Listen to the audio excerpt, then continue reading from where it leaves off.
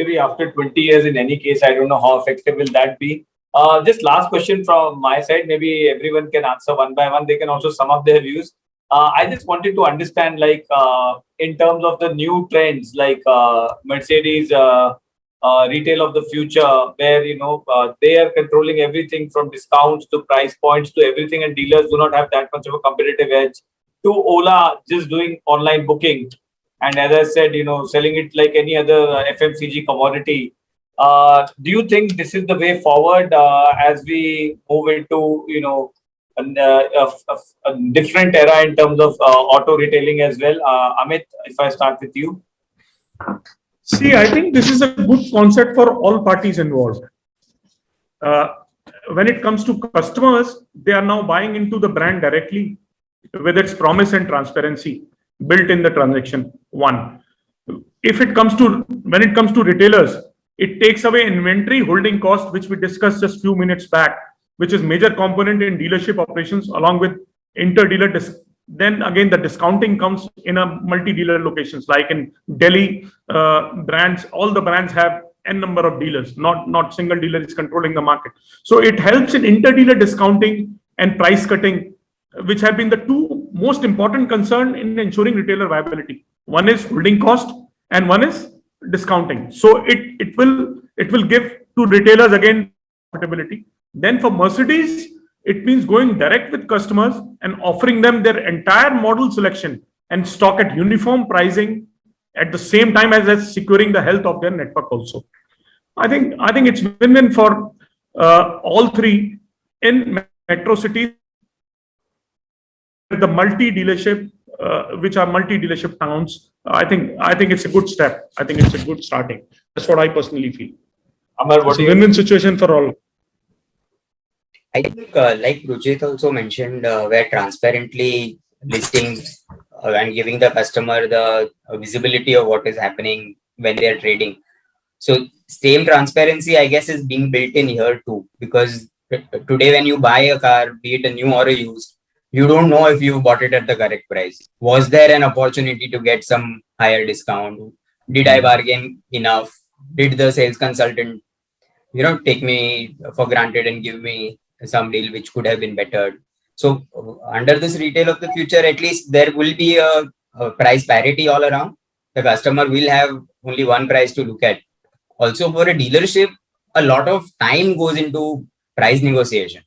So for a sales consultant, now he can focus on actually talking about the product, educating the customer on the features, spending more qualitative time on what we all spoke about, better insights coming in from various products to analyze data, give work on those, and enriching the whole experience. So since this price negotiation, etc., is out of it, is much freer to do all this.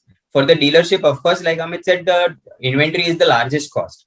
So if we are able to do away with that cost, do away with the real estate, which is meant to hold those cars, it certainly will be a lot more efficient for the dealer too. And of course, the manufacturer will benefit too, because their brand remains intact. It doesn't get discounted. They are able to, like I might have 3 white and 2 black cars in stock, and the customer wants a red, so I will next time stock that too. So while here they don't need to do all that.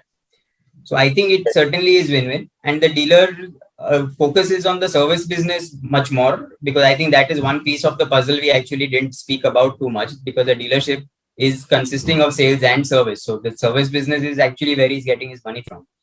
So that the dealer is able to focus on, and of course make life more meaningful for him. Yeah, great. Ruchit, I hope you're not starting service business also, but otherwise, what do you feel about these two concepts? I completely agree with Amit and Amar. Look, I mean, this is the future. The question is, how long is that future away? If you look at data, we look at the likes of Amazon and Flipkart in India, retail penetration for tiny things like 1, 2, 3, 5,000 rupee things is still minuscule in India. Even if you look at countries like US, which is far ahead in the curve, the retail online penetration is still like low teens. So, to say that entire used car market or new car market will move on to online, Yeah, but not necessarily the next 1 to 3 years. It's going to take time. And the challenge cut out for someone like a Mercedes is to execute it beautifully while maintaining the balance between consumer demand and dealers' profitability, and there's no conflict of interest. So as long as they're able to do it, I think both models will coexist. And as Amit very correctly said, it has to be a win-win, right? And if they do that, I think both these models will coexist. Actually, they aren't actually selling the car directly online, right? It is the dealer still exists to give the demonstration to have that experience given to the customer. It is the inventory which is mainly experiential part is with the dealer, delivery experiences with the dealer, and then the service experiences with the dealer. And if the company is taking away discounting part, which is hurting dealer profitability, and the inventory cost, which is huge, is if it's taken care of by the company, and we don't have to keep all the colors which we discussed, we don't have to do any planning. So lots of manpower cost will also be reduced. So that's a win-win situation for all. It's a very good planning done by Mercedes-Benz. Let's see how it goes in future. What the future will tell us. Further. Please sum it up and then we close. Hello, Saket. Yeah. No, Pankaj, I mean, I couldn't, agree any more further what has been already spoken about. I think in Indian context, the things might go slightly different because if you look at historically, Indians haggle a lot. And even when we go out to buy, vegetables, we do that. But I think, the one good thing which will emerge from this transformation or the change in the shift or the shift in the distribution model is brand value retention. I mean, if you look at from an OEM standpoint, that's the biggest, I would say, a plus point which they will achieve. Brand will not be discounted, actually. Brand will not be discounted. That's a big point. But that's why manufacturer is doing all these things. And from a consumer standpoint, it's the transparency in the pricing which will get built up.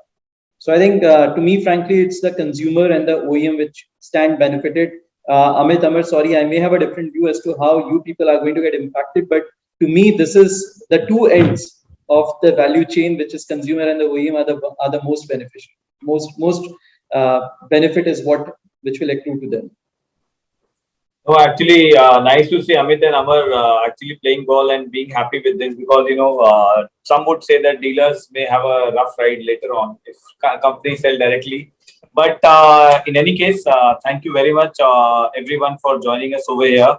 I think it's a fantastic. It's been a fantastic discussion. The only point I dread most is when Saket said from 120 cars per thousand to 300 cars per thousand. In bigger cities, we are still stuck in traffic. In Delhi, Mumbai, and Bangalore, God knows what. So if we move to 300 cars per thousand, I think that is very scary. But we have shared mobility to take care of that. So maybe people come back to Ola and Ubers, and so the car penetration remains at decent levels. Controllable level, yeah. Yeah, thank you all for joining us, and we hope to have many more such discussions.